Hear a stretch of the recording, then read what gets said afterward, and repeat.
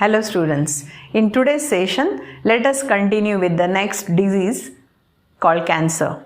It is characterized by proliferation of the cells resulting into formation of tumors. Now, these tumors, if they are localized at particular place, which are not spreading, then it is called benign. But benign tumors, if they start proliferating, they start conquering from one tissue to the other tissue, then the spreading tumors are called malignant. Benign tumors are restricted to a particular tissue, while malignant tumors are spreading because of metastasis. Benign tumors, if diagnosed early, it is not threatening to the life, but once the tumor becomes malignant, it is threatening to the life. It may be any tumor. The cancerous cells are very particular in their appearance. All cancerous cells are independent, immortal. They are always in the high energy production rate. Lots of ribosomal activity is seen inside. Such cells are called as neoplastic cells. Usually in normal tissue, the adjacent cells are held together by cell junctions. Here, that contact inhibition is absent. So cancerous cells, they lose contact inhibition, means cell junctions are not found. That's why each cell behave as independent, resulting into uncontrolled cell division, causing formation of tumors. If the cancer is restricted to epithelial tissue, means epithelial cancer, it is known as carcinoma. If the cancerous growth is found in connective tissue or the muscles, it is called sarcoma. If the cancerous cells start developing in the lymph nodes, it is a part of immune system, then it is lymphoma. And if the cancerous growth appears in the blood, it is called leukemia. So depending upon the tissue affected, we categorize cancer into 4 types: carcinoma, sarcoma, lymphoma and leukemia. Now how to diagnose the tumor is cancerous? The most ideal and old method is biopsy. Means a sample of tissue from the tumor is taken out. Thin sections are studied for histopathological characteristics, whatever I have described earlier. And accordingly, the stages of cancers can be detected. But sometimes the tumors are internal. For example, stomach cancer, colon cancer, lung cancer. In that case, biopsy is impossible because it is not possible to take out the tumors. In that case, internal cancers are detected by radiography. Now, under radiography, there are 2 methods. One is computated tomography, where the 3-dimensional images are taken of a tissue and they will diagnose the internal cancer. And another is MRI. Earlier we call CT scan and this we call MRI. It is magnetic resonance imaging. Magnetic field is created by passing UV rays. In earlier technique, X-rays are passed. Here, UV rays are passed. And the magnetic field is created around the tissue which is suspected. And then the images are taken out.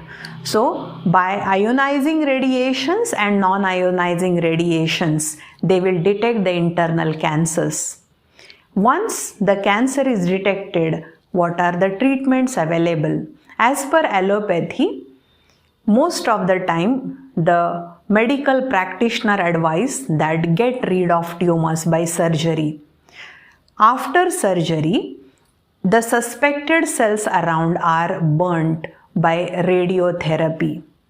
By injecting chemicals which can detect the growing cancerous cells and they will try to inactivate, it is by chemotherapy. The recent technique developed where the antibodies are prepared. which can detect the cancerous cells as antigen, and you know what antibodies will do. So they start destroying the cancerous cells. It is immune therapy.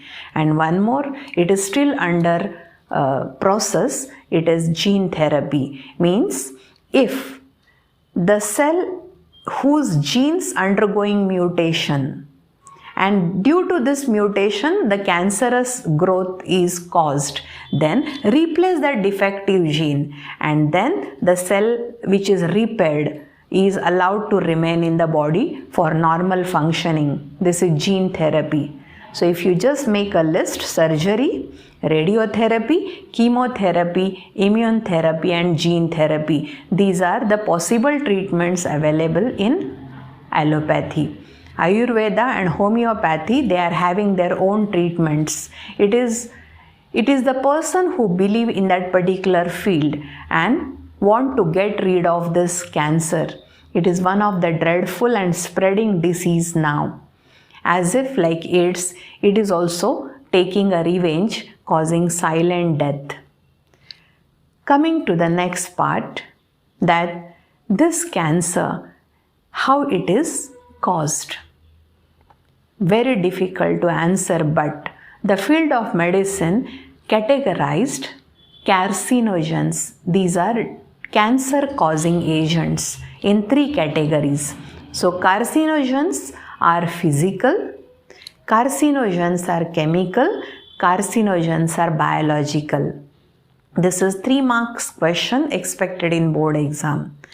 Physical carcinogens, for example, X-rays, UV rays. It is a controversial thing that one side we are telling that X-rays and UV rays are causing the cancerous growth, and other side in the treatment the same rays are used with the less intensity to find out the cancer. Okay, so no need to think much on that, but if the body is continuously exposed to radiations, then the cancerous growth is found.